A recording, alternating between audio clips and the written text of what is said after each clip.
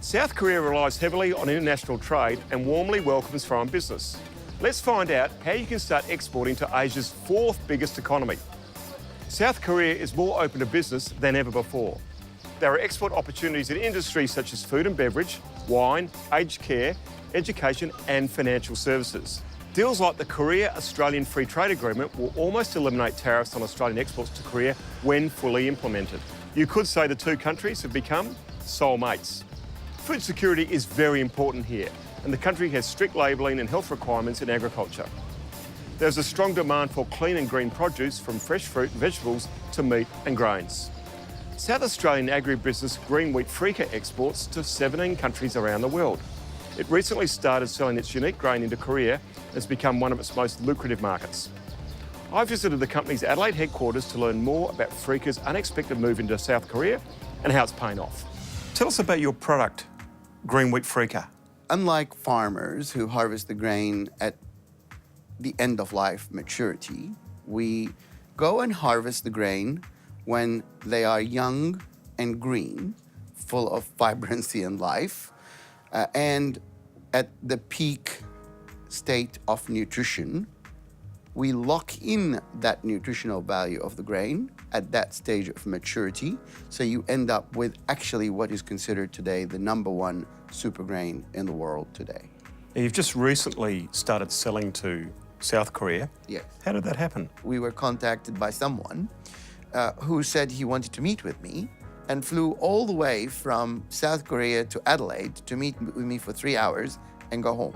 One buyer came to Adelaide. One buyer. Less than a week later, we get an order for a full container load. And we were about ready to finish the 20-foot container, and he upgraded it to a 40-foot container. And before we finished packing that, he ordered a second container.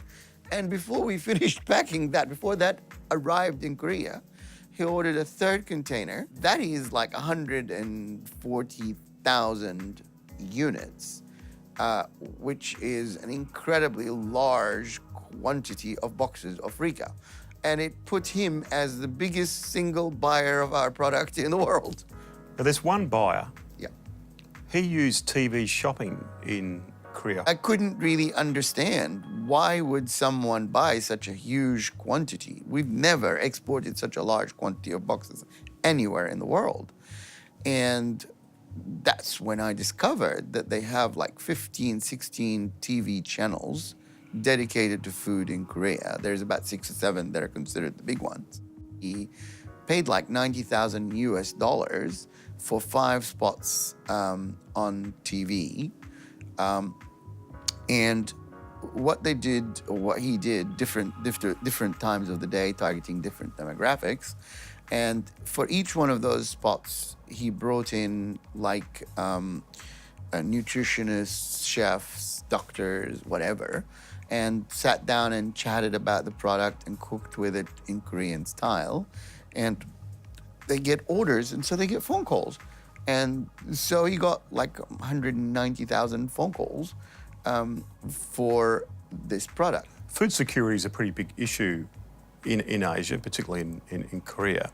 Do you think Australia and South Australia's clean and green image is good for Freekah when you're selling there? The world today is looking for this clean and green image, and Korea is no exception. So obviously for Korea, it works quite well. What advice would you give to other businesses looking to South Korea?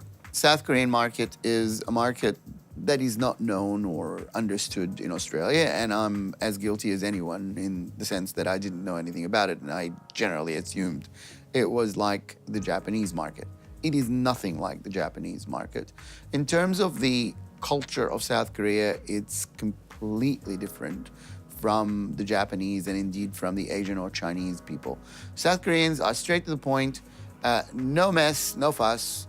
That's it. They like it, they like it. They don't like it, they go away. And so generally speaking, you know where you stand with them very quickly.